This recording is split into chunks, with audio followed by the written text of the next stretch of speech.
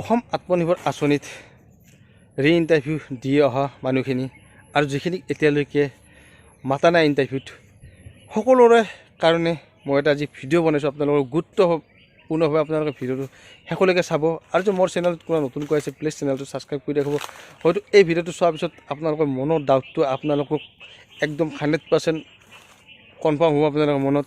আৰু এটা কথা আপোনালোকক কৈ থওঁ, যিখিনি মানুহলৈকে এতিয়ালৈকে ফোন মেছেজ অহা নাই সেইখিনি মানুহলৈকে এটা মই কথা কৈ থৈ দিওঁ আজি আপোনালোকক, কোনো ধৰণৰ আপোনালোকৰ মেছেজ নাহে, ঠিক আছে। কেৱল যদি আহে আপোনালোকৰ ফোন আহিব, কেৱল ফোন এটা আহিব পাৰে আপোনালোকলৈ, কিন্তু মেছেজ নাহে কোনো ধৰণৰ আপোনালোকলৈ।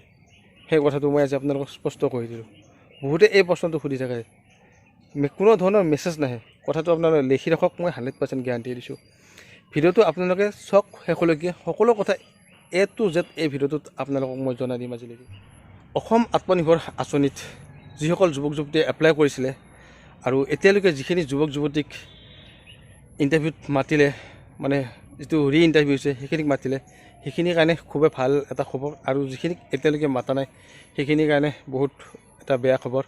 আৰু বহুতে এটা প্ৰশ্ন বাৰে বাৰে সুধি আছে এতিয়ালৈকে যে দাদা আমাক এতিয়ালৈকে নামাতে নেকি, আমাক এতিয়ালৈকে মাতা নাই আৰু আমালৈ এতিয়ালৈকে ফোন অহা নাই, মেছেজ অহা নাই, একো অহা নাই, আমাৰ কি হ'ব। সকলো কথা এই ভিডিঅ'টোত মই আজি আপোনালোকক বুজাই দিম।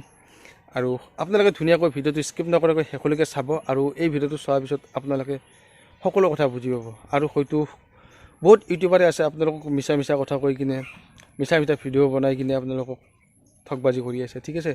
আপোনালোকে ভিডিঅ'টো চাওক শেষলৈকে, সকলো কথা মই এই ভিডিঅ'টোত আপোনালোকক এটা যিখিনি যুৱক যুৱতীয়ে এপ্লাই কৰিলে, প্ৰথম ইণ্টাৰভিউত বহুতকে মাতিলে, কিন্তু ছেকেণ্ড ইণ্টাৰভিউত এতিয়ালৈকে বহুত যুৱক যুৱতীক মাতা নাই। আৰু সেই কথাটোৱে বহুতে সুধি আছিল। কিন্তু মেইন কথাটো হৈছে কি যে যিখিনি যুৱক যুৱক মাতিছে সেইখিনি যে পইচা পাব তেনেকুৱা ধৰণৰ কোনো আপডেট, তাৰ ভিতৰৰ পৰাই চিলেকশ্যন কৰিব 30,000। বাকী যিখিনি যুৱক যুৱতী দিব সেইখিনি পিছত পায় নে নাপায় তাৰ মানে কোনো আপডেট নাই। আৰু এটা কথা কৈ থওঁ, আৰু যিখিনি যুৱক যুৱতীয়ে ইণ্টাৰভিউ দিব পৰা নাই আপোনালোকে 4 তাৰিখলৈকে অপেক্ষা কৰিব লাগিব, ঠিক আছে। 4 তাৰিখলৈকে অপেক্ষা কৰাৰ পিছতে যদি আপোনালোকক ফোন বা SMS নাহে তেতিয়াহ'লে আপোনালোকে আৰু এই আশাটো এৰি দিব। কিন্তু এতিয়ালৈকে আপোনালোকে আজি মোৰ ভিডিঅ'টো চোৱালৈকে আশা কৰি থাকক, কোনো ক'বলগীয়া নাই। কাৰণ ইণ্টাৰভিউ চলি আছে আৰু ইণ্টাৰভিউ হৈয়ে আছে। গতিকে আপোনালোকে ৰৈ থাকক 4 তাৰিখলৈকে। আজি 31 তাৰিখ হ'ল, বাকী 2-3 দিন আপোনালোকে ৰখি থাকক। হয়তো আপোনালোকৰ হঠাৎ ফোন আহিবও পাৰে।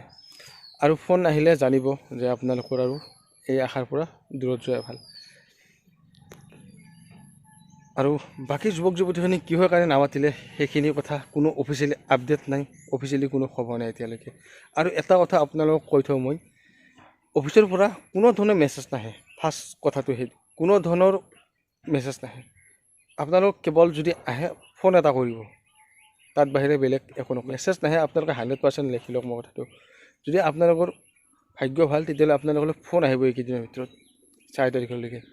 আৰু যদি ফোনো নাহে তেতিয়াহ'লে আপোনালোকে জানিব যে আপোনালোকৰ এইটোত আৰু চিলেকশ্যন নহয়। নেক্সট কেতিয়া চিলেকশ্যন হয় সেইটো ভগৱান জানিব আৰু সেইটো চৰকাৰে জানিব। গতিকে আপোনালোকক মই কথাখিনি একদম স্পষ্টভাৱে বুজাই দিলোঁ, আপোনালোকে নিশ্চয় বুজি পালে। বহুতে সুধি আছে। আৰু এজন ল'ৰাই এটা কথা সুধিছিলে যে মোৰ একাউণ্ট নম্বৰটো ভুল হ'ল নেকি। তেনেধৰণৰ কোনো আপডেট এতিয়া চৰকাৰৰ পৰা এতিয়ালৈকে অহা নাই। যিখিনিক মাতিছে সেইখিনিৰ হয়নে নহয় সেইটো ডাঙৰ কথা। আৰু কথাটো হৈছে 30 ছেপ্টেম্বৰত পইচা পায় নে নাপায় তাৰো কোনো ভৰসা নাই।